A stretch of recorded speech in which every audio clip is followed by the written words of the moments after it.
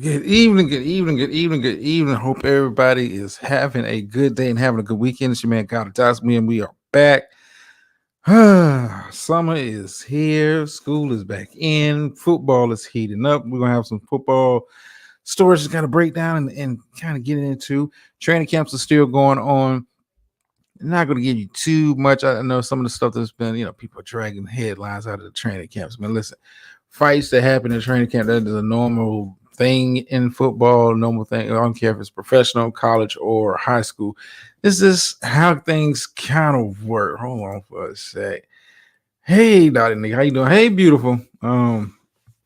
Yeah, hanging out over here in the corporate space. Excuse me, I get a sip of water. Been a hell of a day. Been a hell of a day, but but let's get into it. Let's get into it.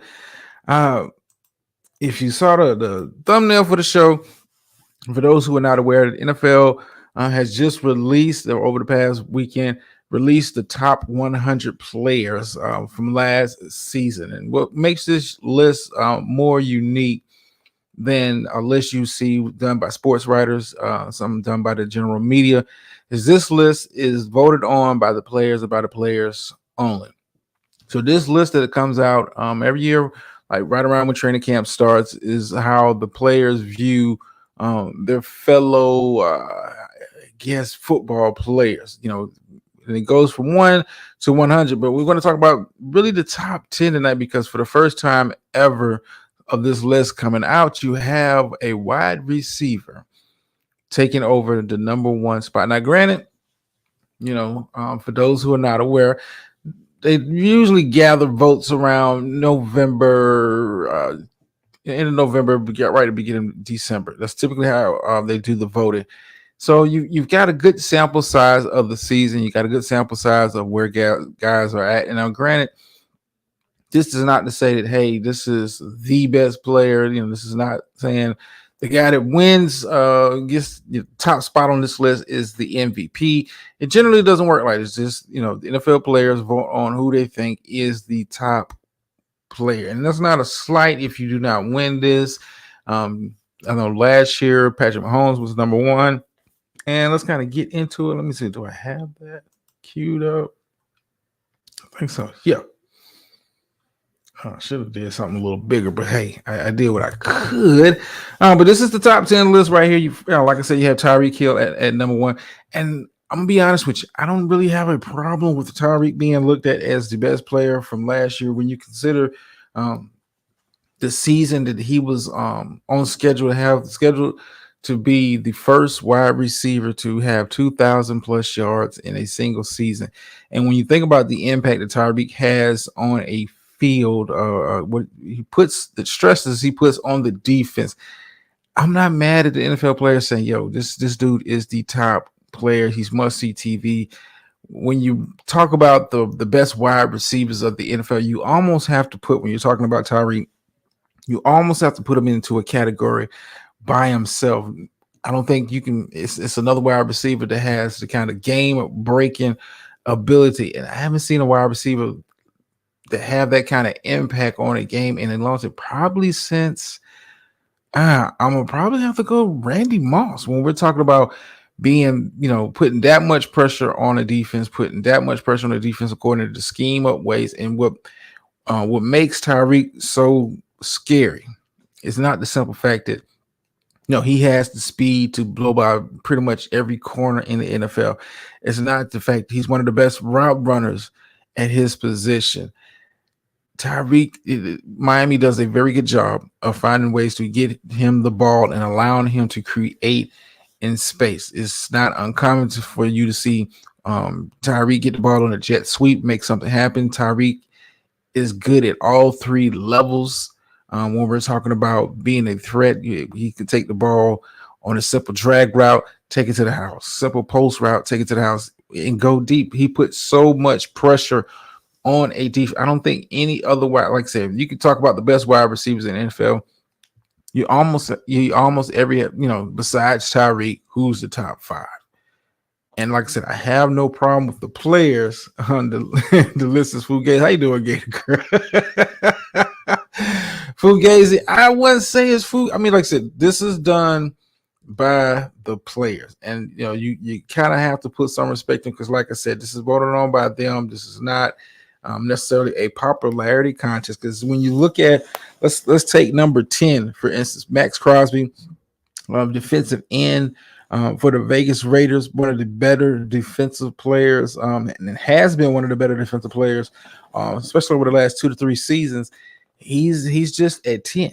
He's just a 10, and Max Crosby is not a sexy name. He doesn't bring the attention to himself as far as like his play on the field, like a TJ Watt, like a Myles Garrett, or even a Chris Jones. When you're looking at the defensive players that is on this list, so Max Crosby has been one of the better defensive players. It has been one of the better defensive players, especially for the last 2 to 3 years. For the last 2 to 3 years, for him to get placed number 10, I think it's appropriate. I would have had issue with the list if he would have been above a TJ Watt, who I think is a phenomenal outside linebacker / left end, or whatever they do, whatever package they put him in up there in Pittsburgh. I would have been extremely surprised if they'd have put him above Myles Garrett. To me, Myles Garrett, far and away, especially the last 2 years, has been the best defensive player. When we're talking about a guy that is stout against the run, creates so much havoc along a defense line, much like we talk about Tyreek on the offensive side of the ball. I think when you talk about the best defensive player in the NFL, you kind of have to do the same thing when we're talking about Myles Garrett. You have to kind of say, besides Myles Garrett, who's the best defensive player? In the league. So, if you want to lean towards cornerback, I get it. You want to lean towards interior line, I get it. Linebacker, I get it. But we all can kind of agree that Myles Garrett is far and away the best defensive player in the NFL. So I'm not mad at his spot at number 5. Now, I'm going to be honest with you. I'm going to be honest with you. There's one name that jumped out at me. And this goes to show that this is the players making the vote. So that's what makes this list kind of crazy. Never, if you was to ask a regular media person, ask the average fan, who on this list, it shocks you. I think all of us will say, hey, Trent Williams is probably the biggest name. Left tackle for the San Francisco 49ers has been the best left tackle really for about the last 4 years. 4 years. I don't think it's any argument, when he's healthy, and he's has a couple of injury issues over the years, but when he's healthy, is the best offensive lineman. So I'm actually surprised that they gave him that much clout when we're talking about the top 10 players in the NFL. I'm actually kind of surprised that he got this high. I think this is the highest rating I've ever seen. They've been doing this list for about 3 or 4 years now. This is probably the highest rating I've ever seen for offensive lineman. So, like I said, I'm putting respect on it. Lamb should have been top 10. Dr. Nikki, could make an argument. You could make an argument, Lamb being in the top 10 based on the season he had last year. It's kind of like, but here's the thing, like the players are voting on it, and I respect their opinion on their peers. I respect their opinion on peers. Do I think Travis Kelce? I think probably the only issue I really have with this list, Travis Kelce. He turned it on late, but the number 9, when we're talking about the best player in the NFL, number 9, kind of a reach. Maybe it's that Taylor Swift effect. I don't know.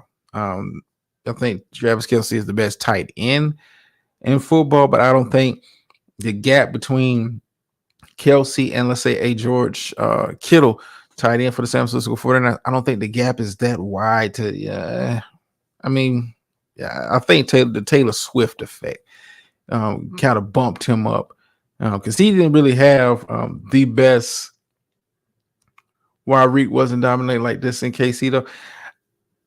I'm not, and that's the question I have. Some people made the argument, and I was in another space on on Twitter, or they call X, It was making that argument that he wasn't doing this when he was with KC. It was a different kind of scheme. It was a different kind of scheme. But if you think about this, Gator Girl, ever since Tyreek has left, they found and give credit to the coaching staff, in the offensive staff, in Kansas City, and to the greatness of Patrick Mahomes. But they have spent the last couple of years, last couple of drafts, trying to find a way to replace a Tyreek Hill. It's not typical when you see a wide receiver of his talent level, his skill level, be allowed to leave the fold.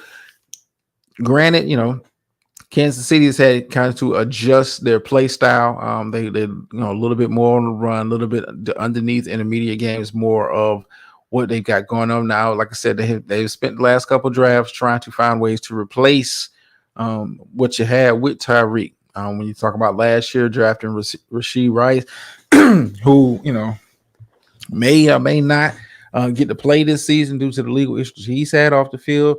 You look at spending a first round pick on Xavier Worthy, trying to get some outside speed out there.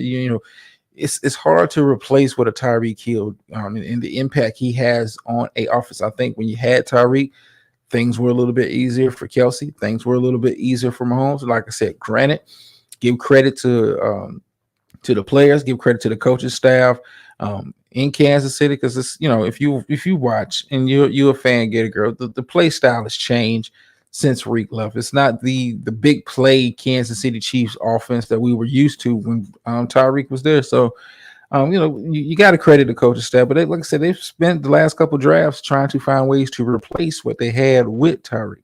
Like I said, Tyreek is such a unique wide receiver. I don't think you can make an argument of a wide. Like I said, he's in a category by himself.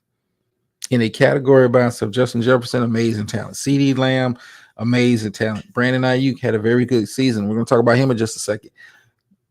Very talented receivers, but nobody puts the pressure on a defense and from the wide receiver's position like a Tyreek Hill. None of them. When we're talking about deep speed, route running, yards after the catch, being able to line up in different positions. Tyreek is just not a guy on the outside. Tyreek is killing in the slot, killing on the outside, killing in the short games, jet sweep. All of that is in play with Tyreek out on the field, and you have to respect the deep speed. You have to, with all of that stuff that happens under 20 yards that he's able to do it and excels at doing it, you still have to respect the deep speed. So, like I said, Tyreek, no problem being voted number one. Like I said, this is by the players. This is not my list. This is not my list. Lamar Jackson, being number two, granted he had the MVP season.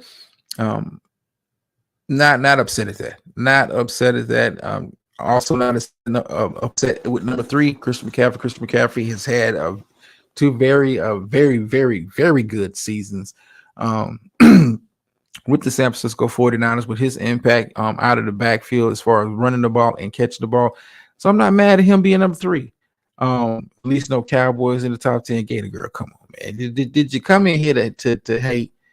Did you come in here to hate?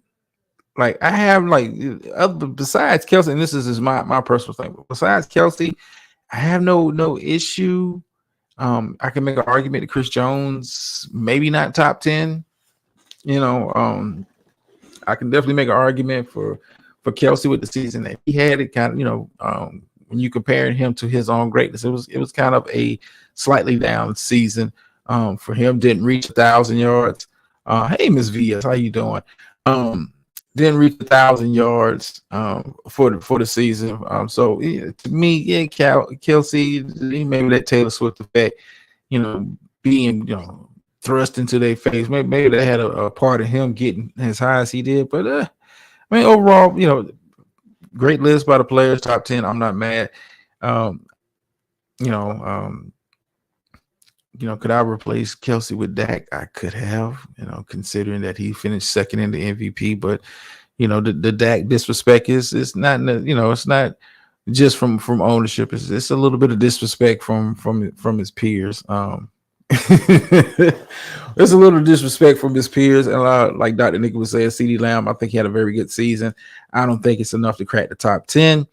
When we're talking about the top 10 players from last year, it wasn't enough for me to crack the top 10. But I'm happy with his position in the final list. But top 10, no. And then I say that with all due respect to the great CD Lamb. Speaking of CD Lamb, still holding out, still has not received a contract, has not been at training camp. You've heard the reports that Jerry and the guys have kind of, and this is this kind of contract talk that you hear normally this time of season when they're trying to get extension done for some of these superstar players.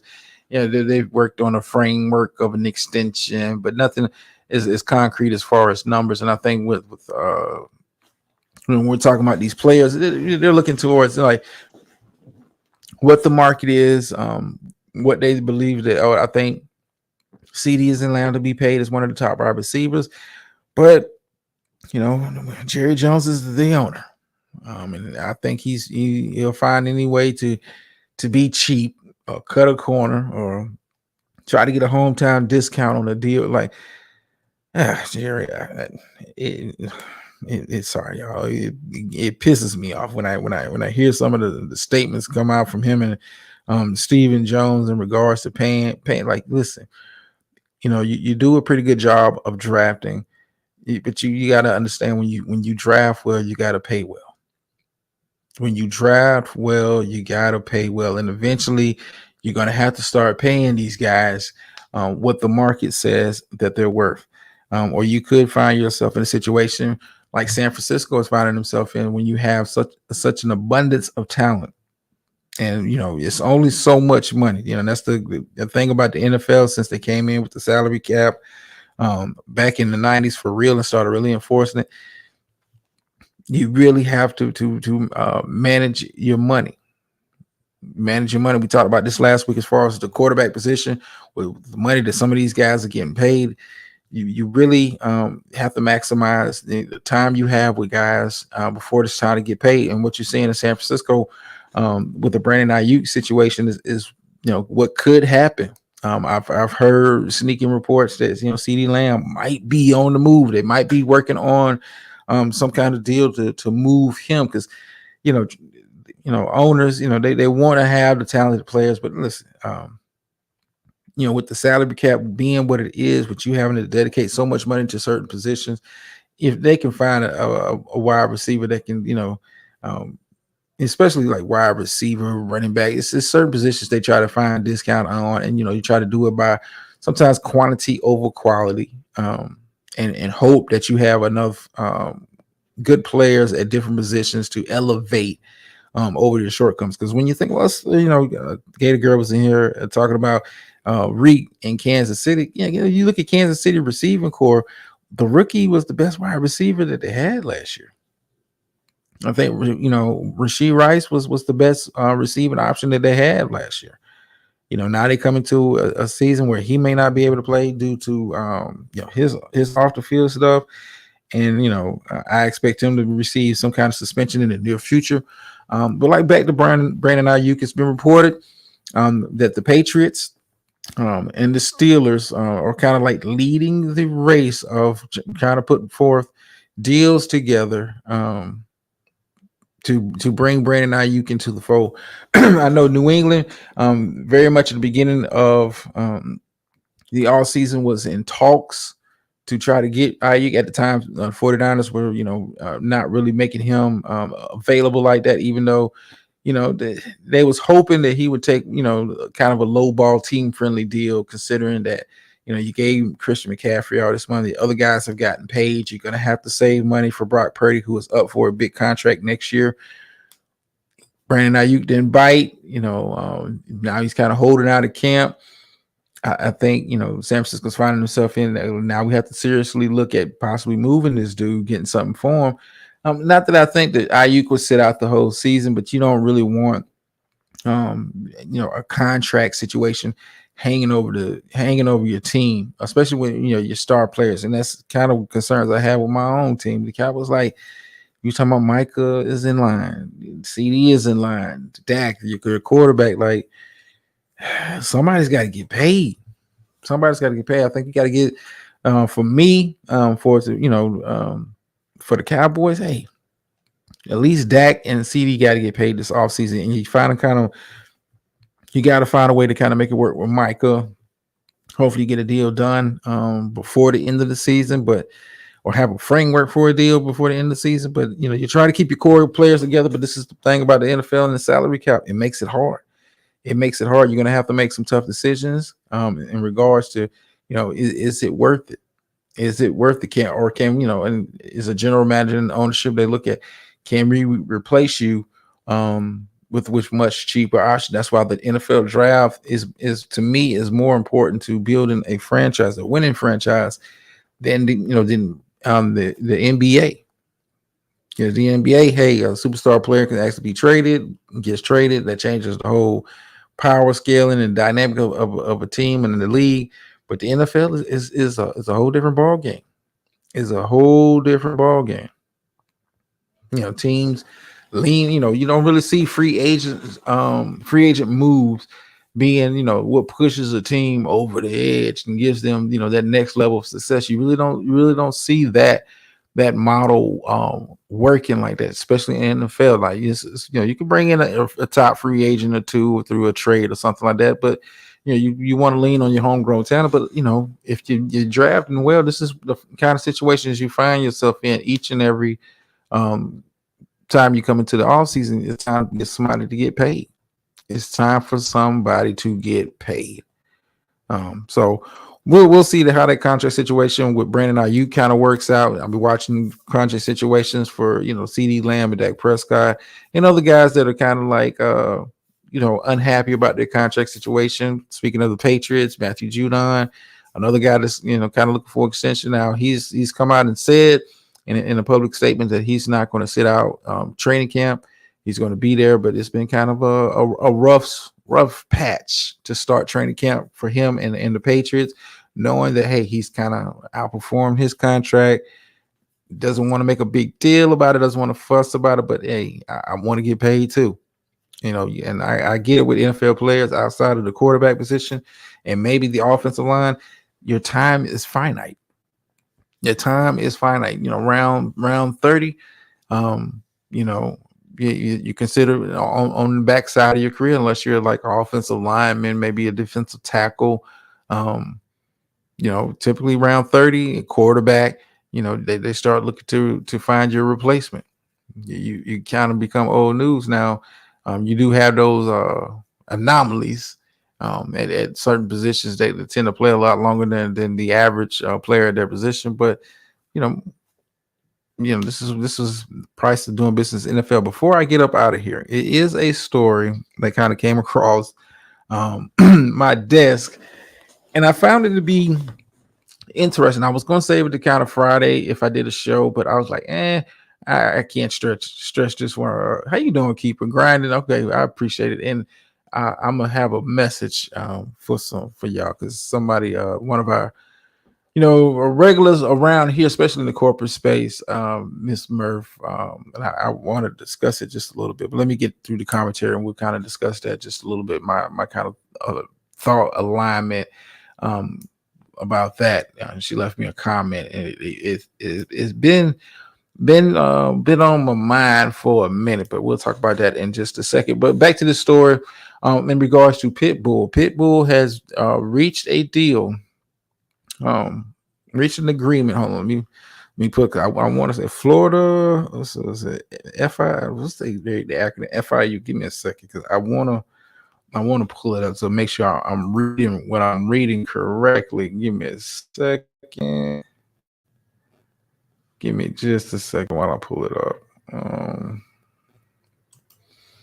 Yes, he has reached a deal with Florida International University to rename the stadium Pitbull Stadium. This is the first deal of its kind in history where the naming rights to a stadium has been sold to an individual entertainer. Now, it is certain other parts of this deal. He's getting paid, of course, but it is certain other parts of this deal that I find to be interesting. He has a set amount of dates he has to use the stadium for. He also has to participate in certain fundraising type events at the school. Is this the new wave? Is this the new wave? A lot of us as fans, um, unless you're a hardcore fan of a university, you don't really be caring about what the stadium is named. It can be named, Sector Biz, SoFi Stadium. You don't care. You just know, hey, my team plays here, whatever the name is, licensing, whatever. But this is significant because it's done with an individual entertainer, Pitbull. For the life of me, one of the biggest Latino stars. I never saw that coming from his days, starting out with Lil Jon and the East Side Boy. Trust me, he has gone places. He has gone places. But this is the first deal of his kind that what's going on, Spot? Yeah. Pitbull is call it Pitbull Stadium, because I want to say it's for a 5-year deal. Hold on, let me actually, because you guys have to hear, really the Pitbull Stadium naming rights. Here's the story.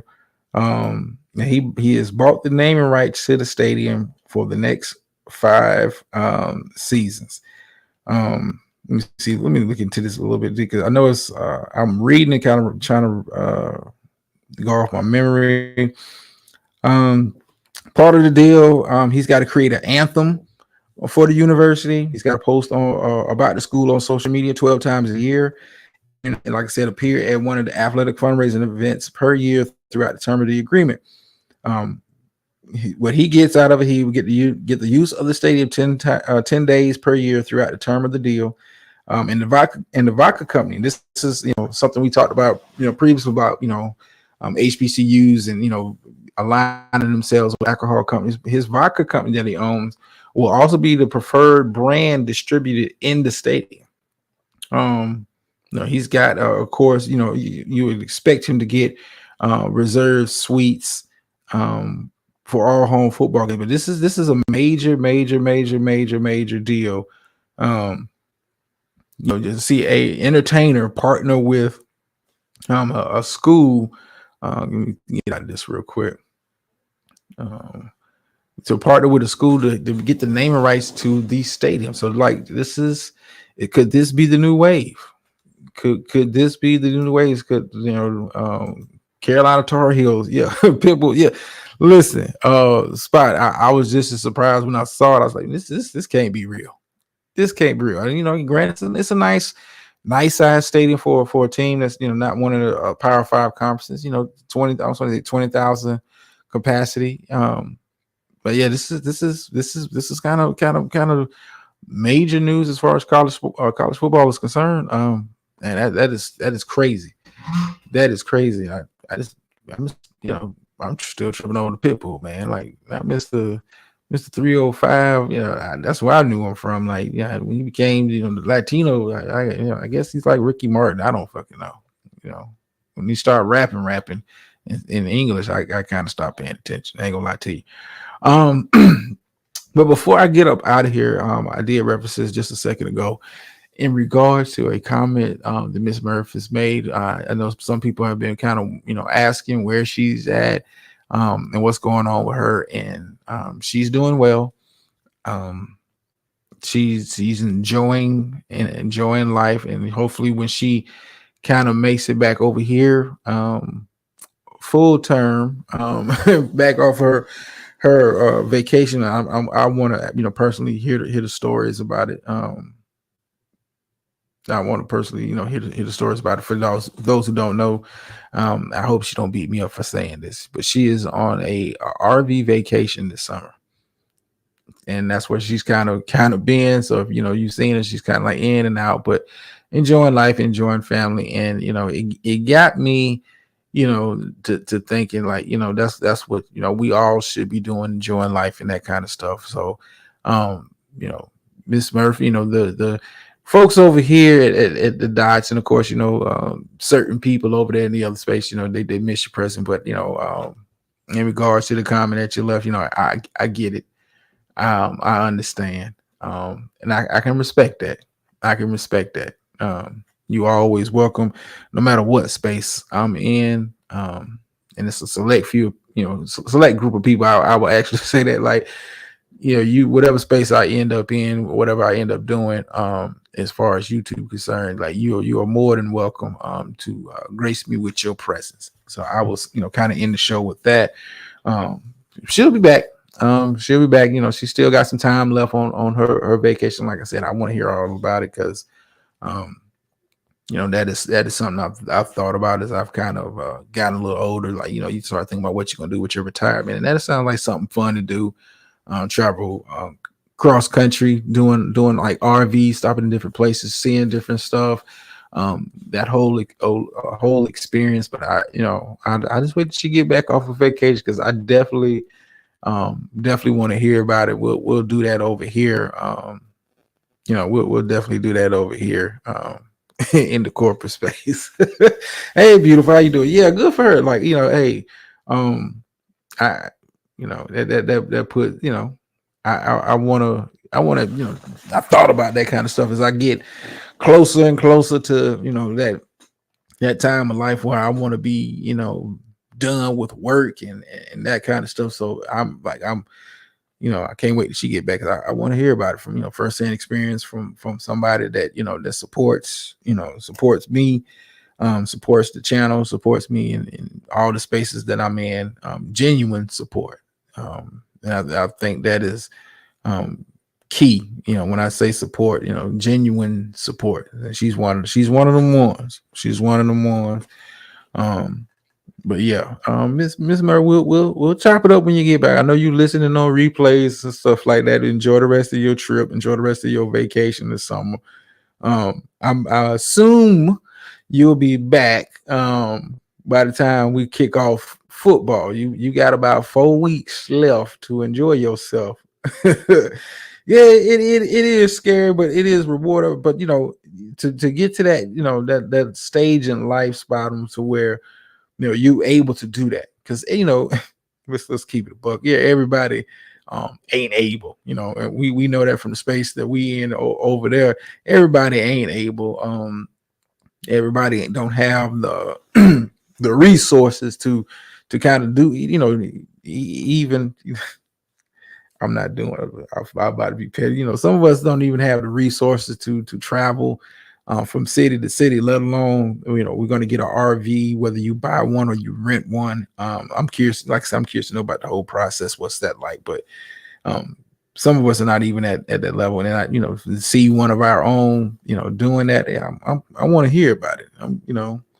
That might be, something you put on your vision board. Like, I mean, ain't nothing wrong with traveling, man. Get out and see the goddamn world, man. Get your ass offline and enjoy life.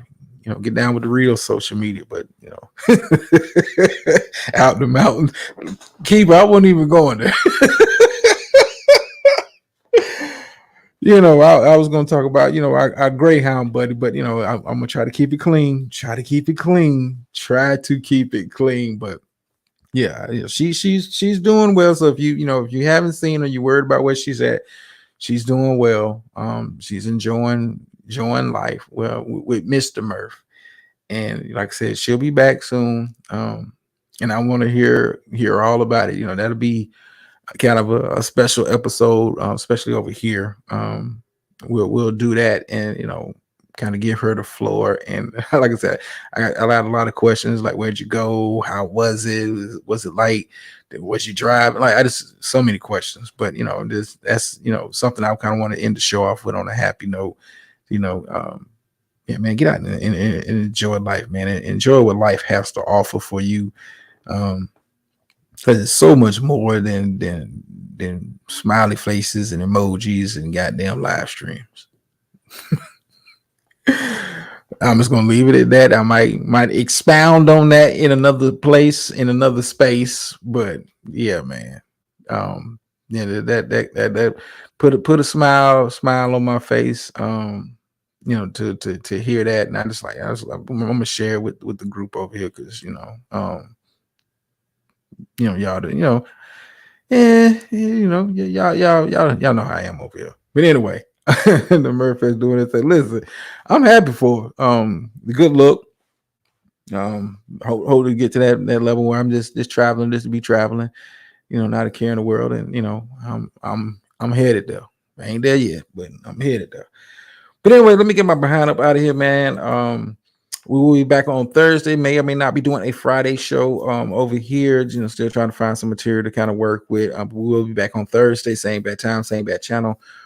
As always, it's appreciated, for everybody to take time to listen to little old me over here. Ends you off with the phrase that pays over here. Sometimes you win, sometimes you lose, but every time you learn. And I'm out.